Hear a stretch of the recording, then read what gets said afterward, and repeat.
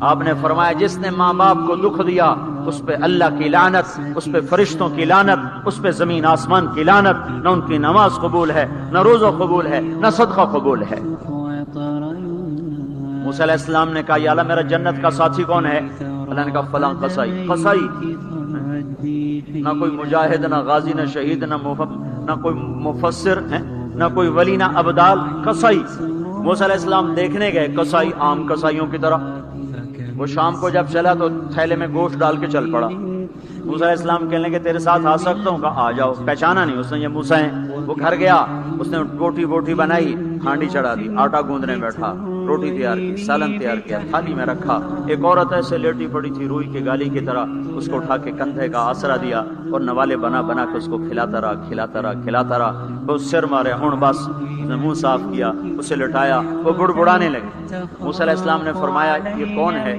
کہا یہ میری اماں ہے، میں صبح اس کے سارے کام کر کے جاتا ہوں، پھر شام کو آ کر پہلے اس کی خدمت کرتا ہوں۔ اپنی بیوی سے کہو نہیں آخر میرے پیچھے میری ماں نے روٹی کھوا دی، جیسے ہمارا رواج ہے۔ اپنی بیوی سے کہتے تو میری ماں دی کر، میں کوئی نہیں کرنا۔ اور سنو میری بیوی کے ذمے میری ماں کی خدمت نہیں ہے، میرے ذمے میری ماں کی خدمت ہے۔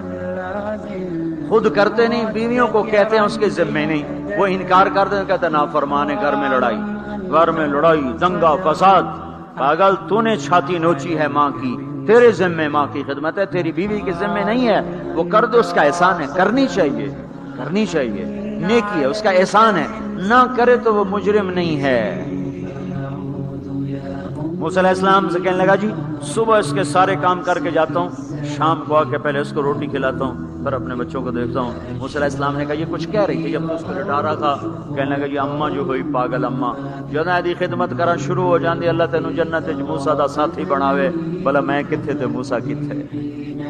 جب بھی اس کی خدمت کرتا ہوں شروع ہو جاتی ہے اللہ تجھے جنت میں موسیٰ کا ساتھ دے، بھلا جی میں کہاں، میں کسائی کتھے تے موسیٰ کتھے۔ سمجھو یہ ماں ہے، ماں جس کی دعا نبیوں تک پہنچا دیتی ہے۔